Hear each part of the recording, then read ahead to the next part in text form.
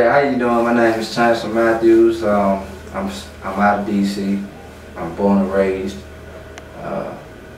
What part of DC? Northeast. I'm born and raised in Northeast Washington DC. I was a little. I just came home last year from doing a hell of a bit, and reality hit my face as soon as I hit the streets. And once I seen how it changed the environment, how it changed from 1995 to now, it's just scary. What all has changed?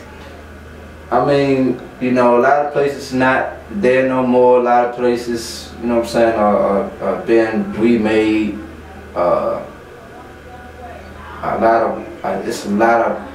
It's a lot of power in the streets right now for certain people that's working for the government. And at the same time, one thing for sure, two things for certain, I can't go against the rules and regulations on how they want to go about it. But at the same time, what can I say? Other than that, it's a learning process that I had did. It's a learning process for me for this change in the environment. Because I guess from being far away, did you get moved from Lorton? I never even went to Lorton. I started off in the county jails, and then I went to prison. I went to certain prisons, 1, 2, 3, maybe 4 prisons, and but I might have been at one prison for 7 years. I might have been at another prison for maybe 6, or one prison for 2, or something like that. It just I've been breaking it up a little bit. I ain't been in the same prison. So prison to me was a learning experience. I was young when I went in 1995. I was 19 years old, and I'm kind of like to the fact that if I could have changed from the time being when I got locked up, if I can change the hands of time right now today, my first issue was to go in the National Guards right under my uncle. And if I could change the hands of time, then I think I would not be in this situation. I would have been a National Guard with a house, car, and if I was thinking, I probably would have been, like I said, I probably would have been out there. If I wasn't on the street so much, from past experience from my grandfather, my mother, my father, my grandmother, certain people in my life, certain family members in my life always shared the light. And when I say the light, is when people in the system, like I said earlier, psychologists, COs, inmates, they share the light. Certain people, it's a certain type of crowd that share the light with me, and I always listen to it. But I always, at the time when I had parole, next thing I had got parole, but I was asking the Lord, am I going to get out? And He showed me that I was going to get out. So when the parole officer granted my parole, How did it feel? My father was sitting right there. In fact, my father was sitting right there. I had a couple of people representing me over here, and I had a lawyer, a free bono lawyer sitting right next to him. So it was an experience. I started crying, but it was an experience to know that I'm about to go home, get a second, see my family again, and just be out in the streets because, you know, I was thinking that I wasn't even gonna make it for my 36th birthday. And I just had a birthday on Friday, turned 36. Happy birthday. And when I look at it, I've been out now all of a sudden for about almost close to 11 years. I've been out almost close to 11 months, my fault. I almost been out for a good 11 months now. And it's close to a year. So, but I've been slipping. And I know I've been slipping. And sooner or later, I'm about to step my game up, you know, because I don't have kids, you know. And when I first got out, that following month, I had got a job for my father. He has his own business dealing with windows, glass.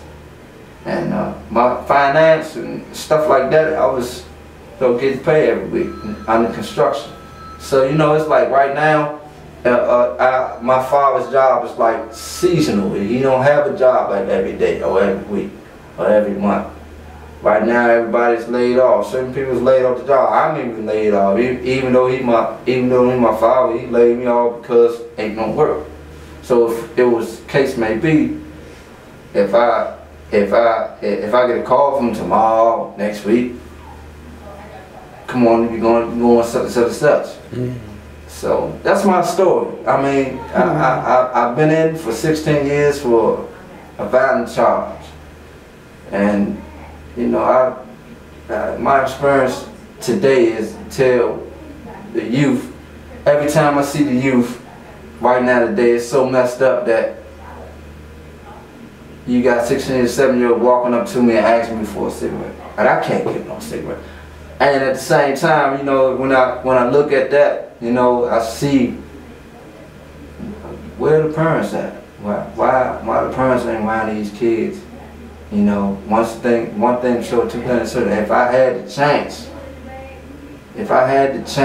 to turn the hands of time, I think I shouldn't have been in the situation I've been in that got me put away. You know, so, because I was a kid once, and the kids now, you know, they are. It's going to take work. It's going to take plenty of work, because it's going to be up to the. It's not up to me. It's up to the next generation. You know, how they gonna act. The generation now, for my generation, wasn't there worse than it is now. So, you know, like I say, I'm not the best at my ability of. Let's say. I can't find the word. On my P's and Q's even. So, you know, sometimes, like I said, I slipped. I slipped sometimes, but I always pick myself up. Because I know when I wakes up the next morning, I'm on the streets. So, you know, it's like, you know, it's a lot more I can share. But at the same time, you know, you'll hear from me pretty soon about whatever you need to talk about. You know, I've just lost words because this is the first time I ever had an interview like this. So, you know. That's because you're a star. You survived the system, you're a star. So, tell yourself that every day. Yeah. Like I say, when I wake up every morning, I got to thank him. Because he wakes me up. He woke me up for 16 years. That's right. Every day. And then he said, okay, I'm going to give you a chance. That's right. And let me go. So, you know, it's, like I said, my name is Chancelin Matthews. If I can make a change, on the streets to do what I can do to help the next man and woman,